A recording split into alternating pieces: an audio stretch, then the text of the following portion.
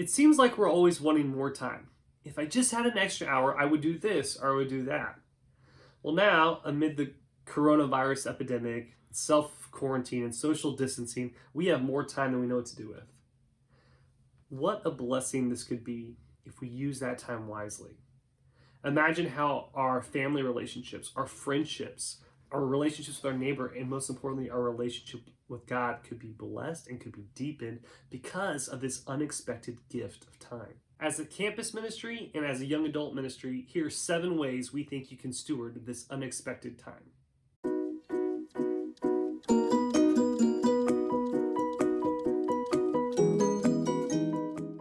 A few weeks ago, Phil gave us a great message on renewing our mind. Well, the last couple weeks, our minds have been flooded with all sorts of different things, from fear to anxiety, even just the question of what comes next. So here's what we want to do. We want to encourage you this week to spend some time flooding your mind with good things. Use Paul's words from Philippians 4 and flood your minds with the things that are true and noble and right and pure and lovely and admirable.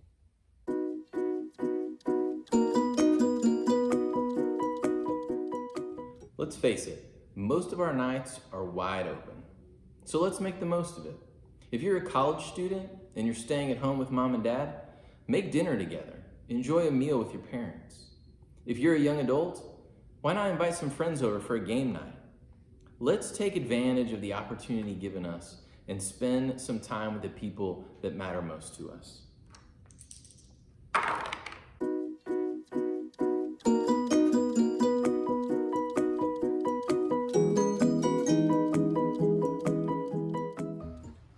You can't stay inside all day.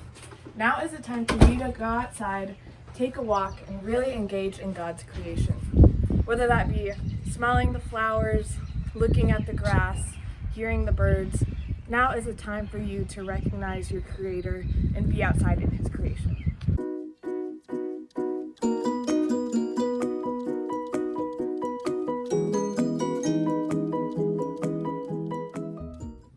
Consuming wisely doesn't just mean watching what you eat, although that is important. With all the new information that you're going to take in this week, we just want to encourage you to take in something that's going to challenge you spiritually. Whether that be listening to a podcast or reading a book, choose just one thing that will encourage some spiritual growth in your life, and let that new thought transform your life.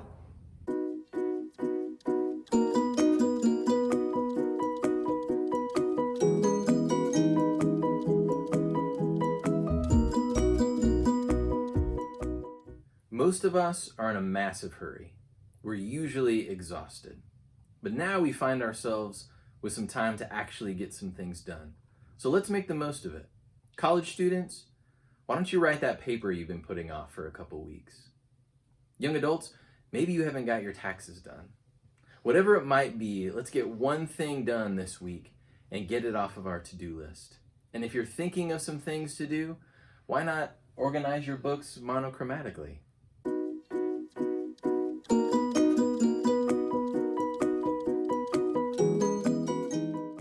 See you later.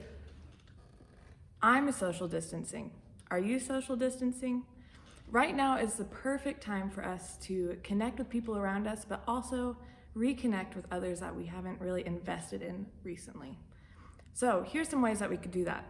Maybe we could FaceTime an old friend, write a letter to someone from college, or maybe just go right next door and reach out to our neighbors.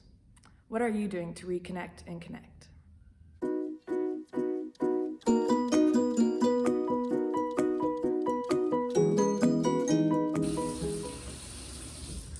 I don't know about you, but lately I find myself being extra aware when I'm washing my hands.